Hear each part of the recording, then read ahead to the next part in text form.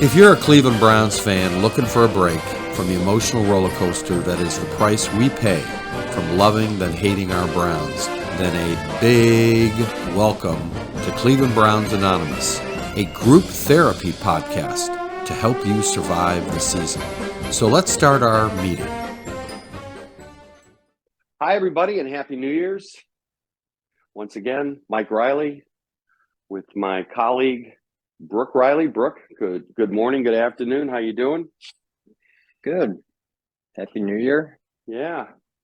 Well, we've missed the last couple of weeks, but let's just summarize what we saw in those last couple of Browns games.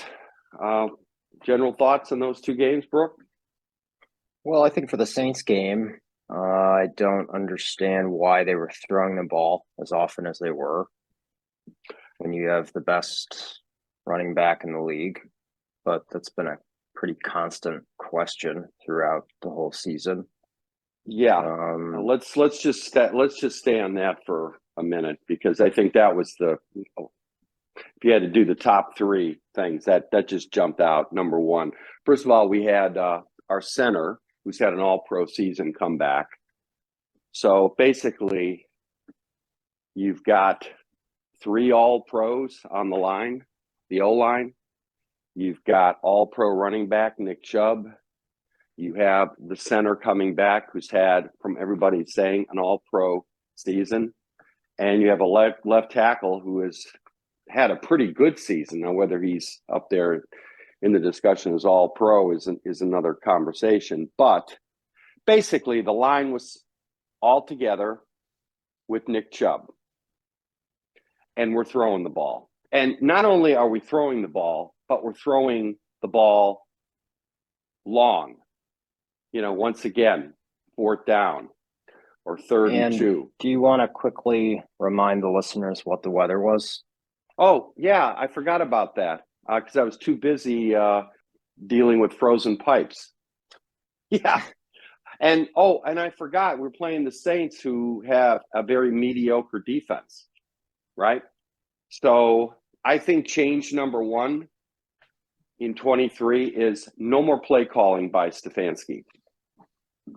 Somebody has got to take the laminated play sheet out of his hands, because he is consistently dialing up long passes that fail in crucial situations. We saw that with, bringing in Jacoby Brissett instead of going for against Cincinnati. He overthrew, coming in cold, and he overthrew. I mean, it reminds me of, this is way before your time, but people of a certain age, Riverboat Sam Rutigliano. After a while, it all caught up with him. His play calling cost the Browns a Super Bowl appearance when he dialed up Red Right 88, when they just should have, at least attempted a field goal. Instead, they threw a pass. Again, minus 10 degrees at the stadium. They threw a pass which was intercepted, and they were on the 3-yard line. So I think sometimes Stefanski spends too much time talking about cliches about, I've got to do a better job coaching. This is on me. I've got to coach better. We're going to figure this out. And that's all it is. It just stops there. There's no, and we talked about this in earlier pod, there's no what exactly do you have to do to coach better? Well, one of the things you got to do is stop throwing long when you're on a drive. So the play calling is abandoning the run. Bingo. That is what happened in the Cincinnati game, and that's what happened in the Saints game. Thoughts? Yeah, well, I think if Stefanski survives this season, meaning he won't get fired, which I don't think he'll get fired, but there has to be some serious changes. And I think number one, obvious, is he has to stop calling plays. Yeah. And he needs to let go of his defensive staff. Oh, yeah. Well, let's go to number two, because Joe must go part 5 or part 4. That's been a running thread in a lot of our podcasts. I had the opportunity of listening to the Orange and Browns podcast, which I recommend everybody listen to. It's a lot of good people on there, Mary Kay and Dan Lobby and Irie and other people. But I'll tell you, it was hard listening to on my walk as they were asking themselves, does Joe Woods keep his job? And Mary Kay, if you're listening to this goes right to you. Mary Kay, this guy has been a disaster for the last 3 years. The Browns, maybe you should go back and listen to our podcast, Mary Kay. But I'm speaking to Mary Kay like I'm on the phone. How many drafts have the Browns conducted where they loaded up on defense? Secondary, JOK, signed Clowney, and yet in the middle of the season, after the Patriots and the Chargers ran roughshod over the Browns, and we're talking about, and then of course Atlanta Falcons with a practice squad running back who ran for 150. There was talk that we're going to go back and revisit practicing tackling in the middle of the season. Really? Yeah. And once again, we're seeing breakdowns in the secondary, the Jets game, which cost us a legitimate shot for a playoffs game. We have a breakdown against Baker, first game, where he was going nowhere, and then all of a sudden people were wide open. So between not understanding, being too tricky-dicky with the pass coverages and the problem with consistently not tackling well, you have a defensive coordinator who has been given high draft picks and is not coaching them up like Bill Callahan is on the offensive line. And that's been a common thread that we've talked about in this podcast. Your thoughts, Brook? Yeah, I think just the level of talent on the defensive side, there's no way that the defense should be as bad as it is now. And the ironic part is, I think, anytime Bill Callahan has an injury on the starting offensive line, it's like, yeah, there might be a couple plays where it takes them to gel, but as soon as they're gelling, you forget that, oh yeah, I forgot, Ethan Posick's not in there, or I forgot that Jedrick Wills, is not in there. There's been some rumblings that, because there's also been a lot of drama between the coaching staff and Myles Garrett, that he might be on the trading block. That's been floating around the past week or so. But I don't. First of all, Myles Garrett, the defensive coordinator, has to be front and center, not Myles Garrett. I'm sick and tired of after another defensive debacle. I remember last year, I know I talked about this in earlier podcasts. Remember last year when the Patriots and rookie quarterback Mac Jones scored 40 points and defensive players were coming into the locker room, throwing their helmets, just upset about how they were confused, the lack of preparation.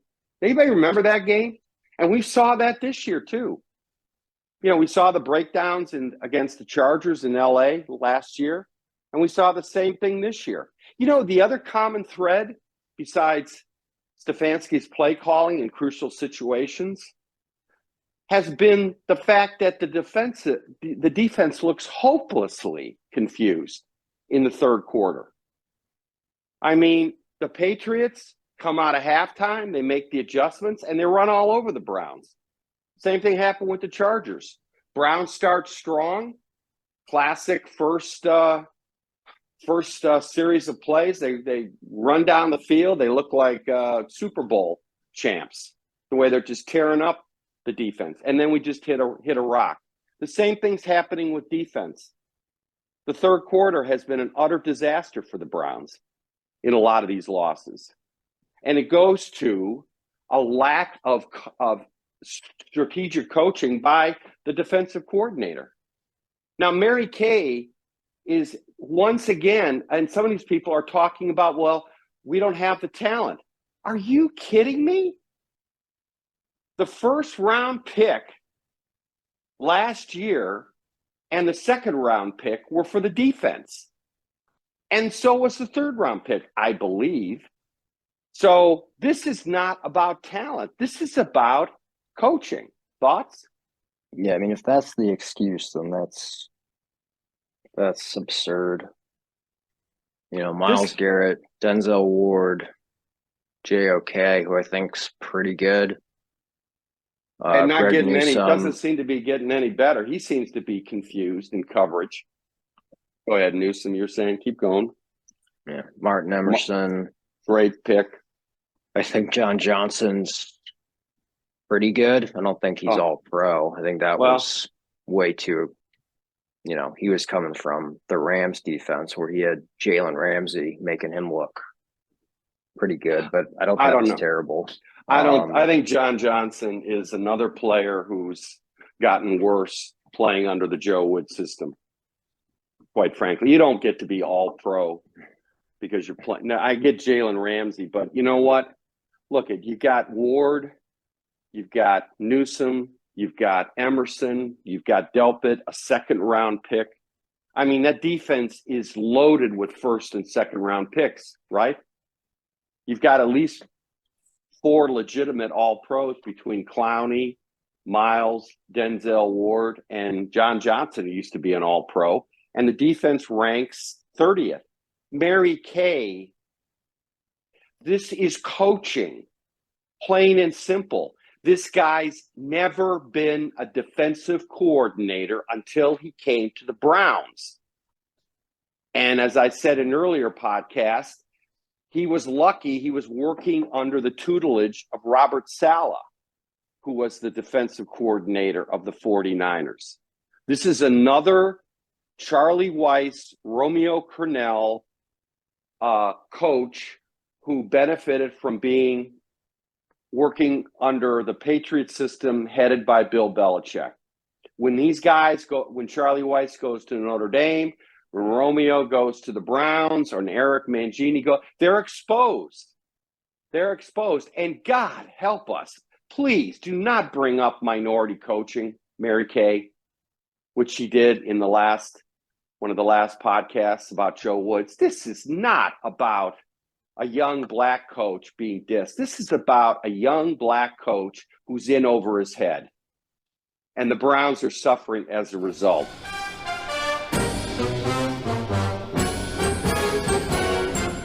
Hey, let's stop here. We got to pay some bills. 30 seconds, and we'll be back. Getting your house ready to sell, or you just need some basic repairs, and you can't get anybody to come out or even return your phone call. Then call Reilly Painting and Contracting, your home mechanics, for all of your home repair needs, from electrical, plumbing, roof repairs, and getting your house ready to sell. 45 years in the business, a AAA on the Better Business Bureau, and we're on the preferred contractor list in Cleveland Heights and Shaker Heights. You can contact us by calling 216-371-8160 and leave a message, and guess what? We'll call you back.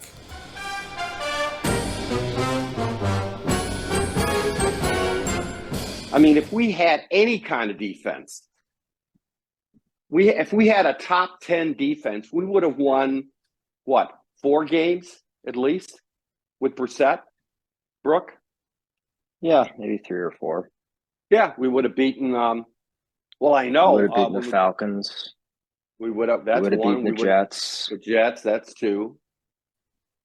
Probably the Chargers. Yep. Who were coming in, who couldn't, up until they played the Browns, couldn't run the ball. Anybody remember that stat? And we probably, go ahead. All these games are starting to blend together, and I just kind of have this gut feeling as I'm hearing you talk that I don't think Stefanski's the guy. I just don't.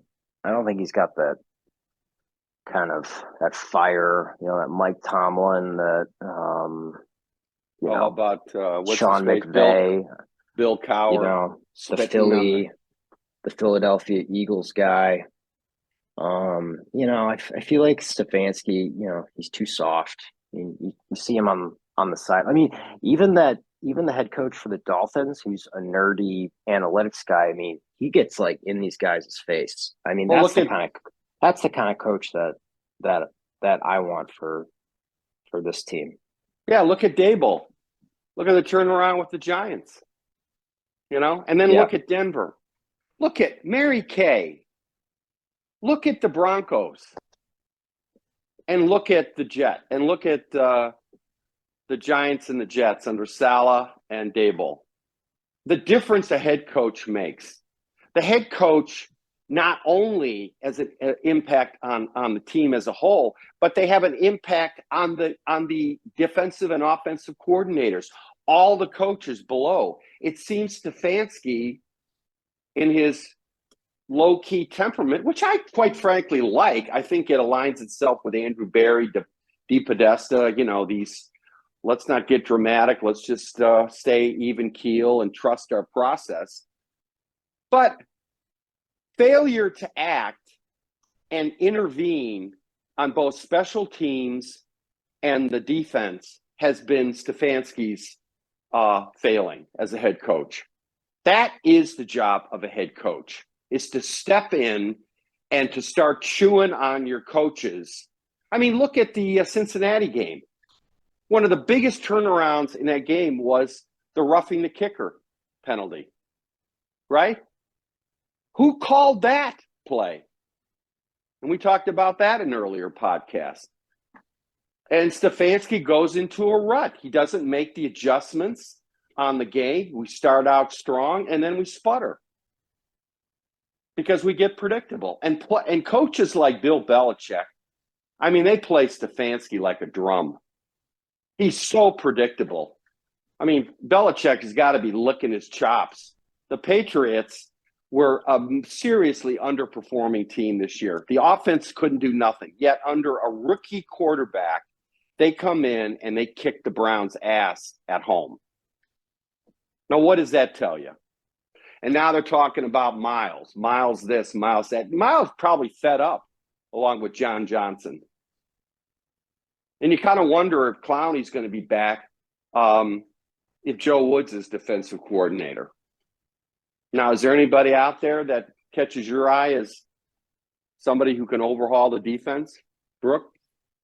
The one name I've always thought about is Mike Zimmer.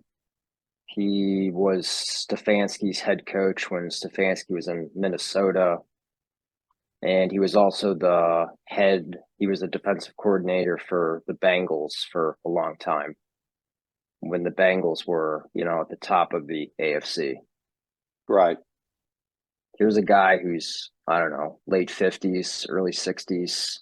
Seems like a real no-nonsense kind of guy. Could be the Bill Callahan we're looking on the defensive side.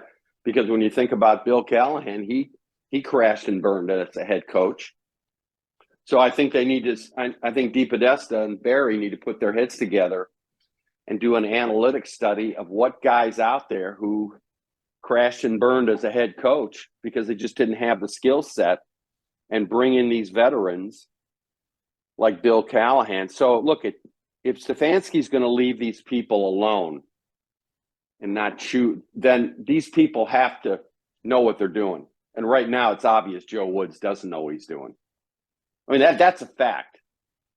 That's a fact. With the kind of talent the Browns have, they're underperforming. And most of the time they're underperforming because their defense is terrible.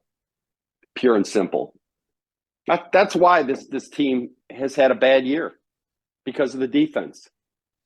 And you know what? One of the things I kept hearing on the Orange and Browns podcast is that, well, it's not as simple as just letting the defensive coordinator go, as if blame the defensive coordinator. No, it is simple.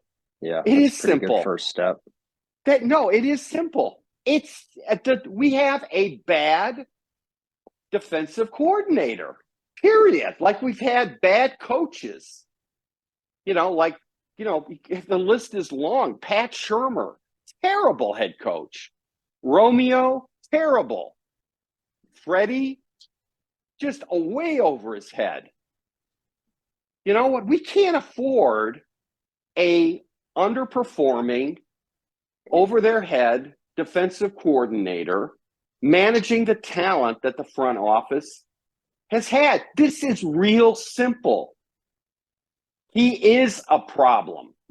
And if we make a switch and get somebody competent in there who can coach these guys in how to tackle, where to be, keep the gap responsibility simple, know where you are on the secondary. Yeah, that's going to make a huge difference. And guess what, Brooke? We're going to get some turnovers, right? I hope so. Yeah, and which has been sorely lacking. And you're going to get a Mike Zimmer who's going to be out front instead of Myles Garrett talking to the press.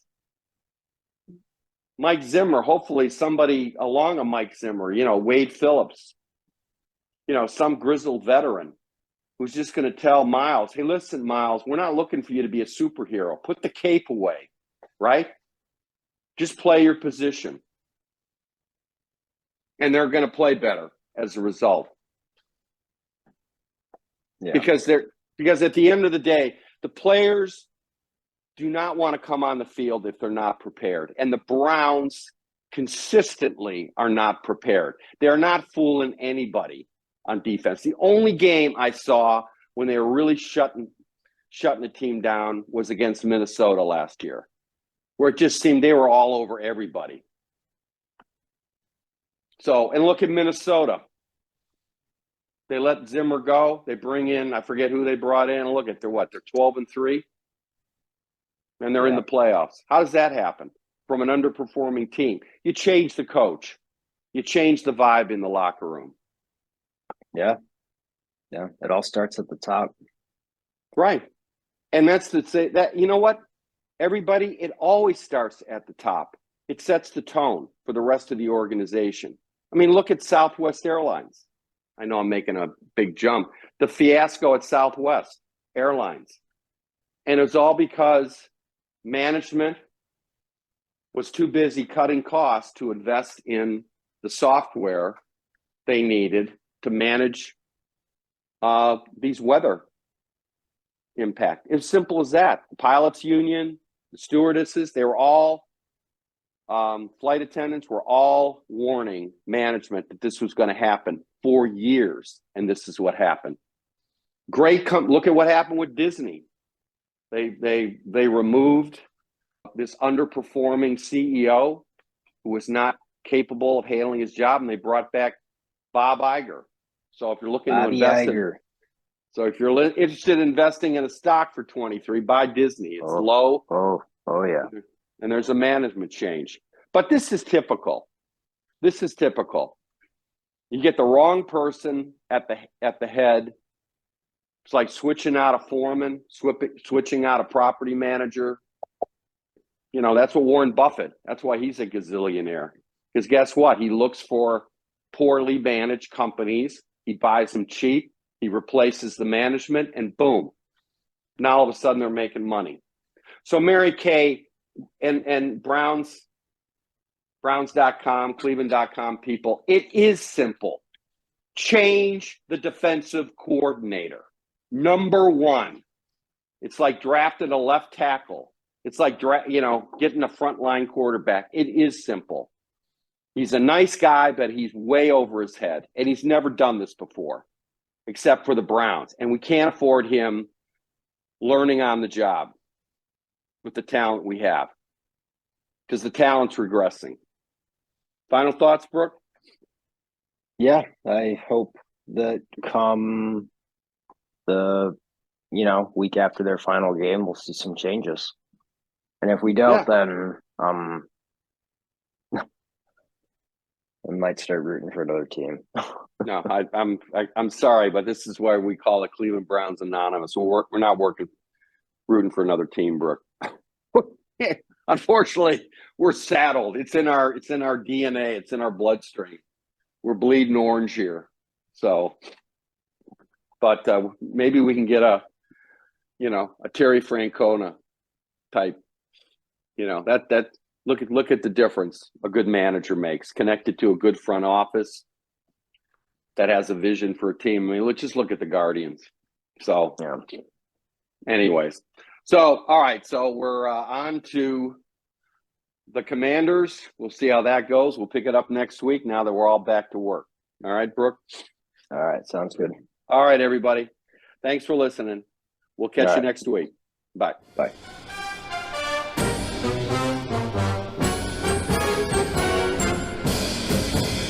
Thank you for listening to the Cleveland Browns Anonymous podcast with Mike Reilly. We have a lot more content on the way as we get this new podcast started. You can also check out some of our other podcasts like the Cleveland Real Estate Investor Podcast and other new ones that will start soon. On any platform that you find yourself listening to us on, feel free to leave us a like or comment or follow us. It always helps.